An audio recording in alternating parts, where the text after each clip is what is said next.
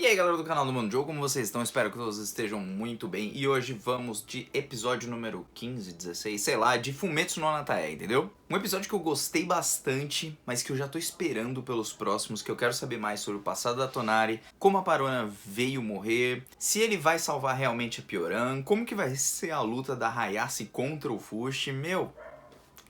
Fumetsu é incrível. E bom, galera, muito obrigado pra quem me desejou melhoras, beleza? Eu tava meio ruim esses dias aí, voltei a gravar hoje. Não estou 100%, mas estou bem melhor, então muito obrigado pra você que me desejou melhoras, beleza? Bom, vamos lá, o link do episódio tá aqui embaixo, caso você não tenha onde assistir. E também temos o Discord do canal, caso você queira conversar sobre esse mangá ou o anime, beleza? E bom, o episódio vai começar ali com o Fushi na forma de Parona, se perguntando o que aconteceu, se lembrando dela, se lembrando da frase dela sobre encontrar um propósito na vida ou na morte de uma pessoa, o que isso pode ocasionar, esse monte de coisa. Enquanto ele pensa nela, é como se ela estivesse meio que conversando com ele.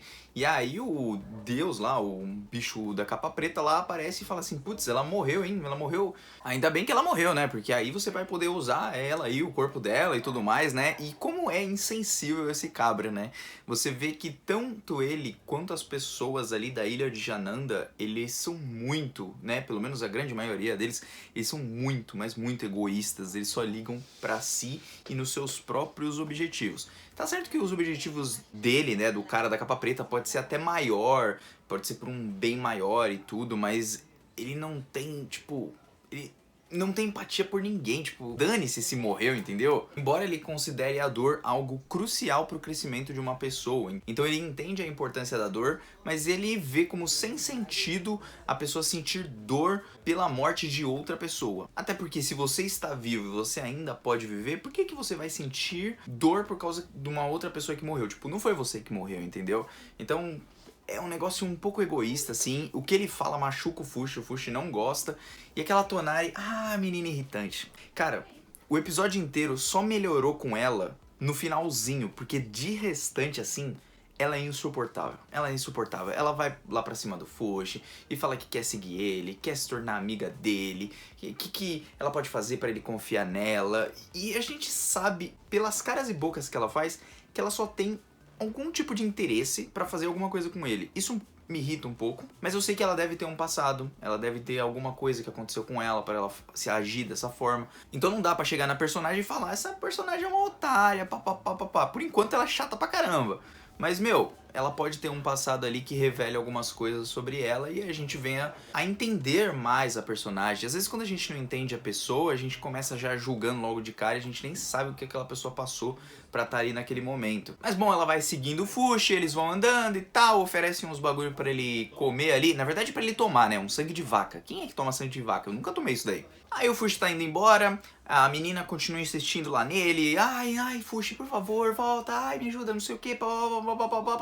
Então, sabe aquele cara que você lutou hoje? Então, ele queria morrer. Ele queria morrer. E mesmo que possa ter parecido de uma forma insensível, dá pra perceber que ela entende o porquê que ele queria morrer. Tá certo que talvez o motivo dele fosse meio besta, tipo, ele só queria ter uma luta e esse monte de coisa. Um motivo pode ser até idiota pra algumas pessoas, mas ele tinha um motivo dele que ele considerava importante. E com certeza isso tem alguma conexão com, sei lá, o pai, a mãe da Tonari, tem alguma coisa a ver ali. Dá pra perceber que ali ela foi sincera. Aí ela disse que poderia dar informações pro Fushi e a gente sabe que alguma pessoa pediu para que levasse a Pioran e o Fushi para dentro do barco. Essa pessoa com certeza é a Hayase, tipo, tá muito na cara. Mas aí ela engana o Fushi falando que, não, eu vou te dar as informações se você lutar amanhã na coisa lá e vencer. E bom, aí o Fushi começa a pensar sobre a situação dele e fala assim: poxa, como que ela pode falar que algumas pessoas devem morrer ou que não tem problema as outras pessoas morrer? Ele não consegue entender isso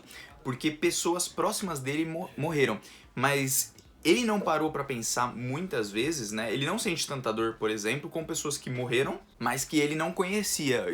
É só você notar um pouquinho aí, tem pessoas que morreram ao redor ali do Fushi, meio que rendam atrás, e ele não se importou tanto. Então, acho que ele vai passar por um crescimento para poder entender mais um pouquinho sobre isso, sobre a morte, a vida, esse monte de coisa.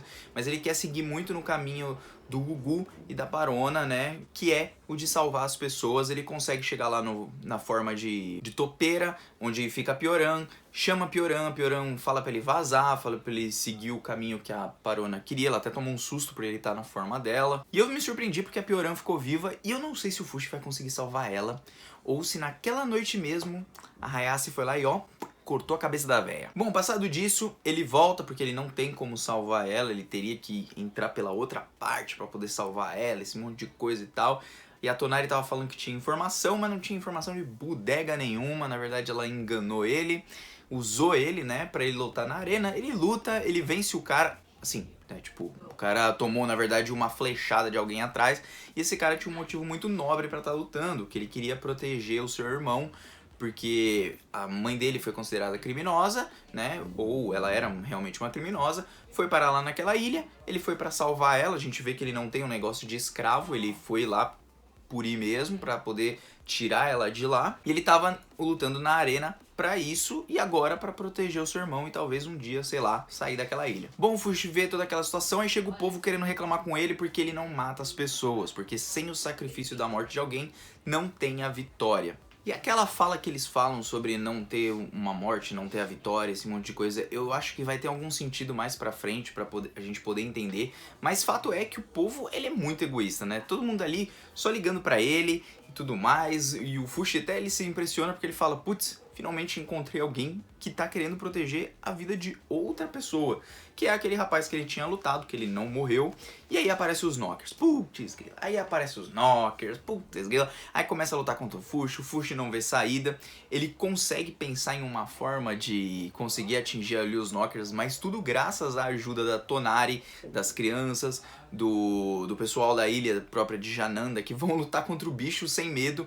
E o que me lembrou isso daí foi o Fushi, ele tem muito medo por ter perdido várias vezes. Sozinho, ele perdeu praticamente todas as vezes, né? Se não fosse a ajuda do cara da capa preta, se não fosse o Gugu, se não fosse a Marte, se não fosse nada disso, o Fushi teria perdido todas. E ele sente muito medo por ser incapaz de vencer. Ele nunca venceu sozinho os Knockers. E a Tonari, ela tá oferecendo uma ajuda. Ela quer ser, vamos falar assim, o fogo que alimenta a fogueira, sabe? O Fushi tá ali no meio dos carvão e tal, e ela vai botar fogo no negócio pra ele alcançar o seu máximo. E com isso ela vai conseguir alguma coisa em troca. É por isso que ela quer fazer isso, mas ela quer ser uma ajuda pra ele. E aí eles conseguem derrotar os Knockers e beleza, né? O Fushi derrota, consegue recuperar Marte. E eu confesso que nesse momento eu dei uma emocionada, porque quando ele lembra assim da Marte, ela e o Gugu foram um dos que mais ficaram gravados assim no meu peito, assim, tipo, o peito fica desse lado. Tipo, eu falei, caramba, eles estão de volta. E no próximo episódio a gente vai saber do passado da Tonari, vai ter a luta provavelmente da Hayase contra o Fushi, os Knockers foram embora, mas os Knockers devem voltar por aí. E no que esse episódio, ele me levou a pensar sobre as coisas, assim, né, tipo, não só sobre o propósito da vida e da morte, mas esse negócio de, sem o sacrifício da vida, né, sem a morte de uma pessoa, na verdade, não há uma vitória. Porque a morte, ela pode mudar muitas coisas. Se uma morte acontecer ou uma morte não acontecer, ela muda muito o rumo do que uma pessoa segue o caminho, entendeu? Graças à morte do Gugu, graças à morte da Marte, o Fushi, ele seguiu esse caminho. Se eles não tivessem morrido, o Fushi com certeza não estaria seguindo esse caminho. Tanto é que um exemplo é o Gugu, quando mais novo, derrota lá os Knockers, ajuda lá o Fushi. E nesse momento, o que faz? Faz com que o Fushi fique estagnado, fique parado. Ele pode estar aprendendo outras coisas, mas ele não aprendeu a sobreviver de fato. E graças a isso, ele é derrotado. Então o Gugu meio que morre por culpa do Fushi, vamos colocar assim entre aspas. É claro que a gente não vai culpar aqui o Fushi, mas vocês estão entendendo o que eu quero dizer? Então, diante de uma morte, diante de um sacrifício do Gugu, que se sacrificou para salvar a Rin e salvar o próprio Fushi, aconteceu do Fushi conseguir derrotar os Knockers e proteger o resto daquelas outras pessoas. Então, tipo, tem um motivo muito maior ao redor de tudo, sabe? E isso se encaixa bem na nossa vida. Porque a morte, ela pode nos impulsionar pra frente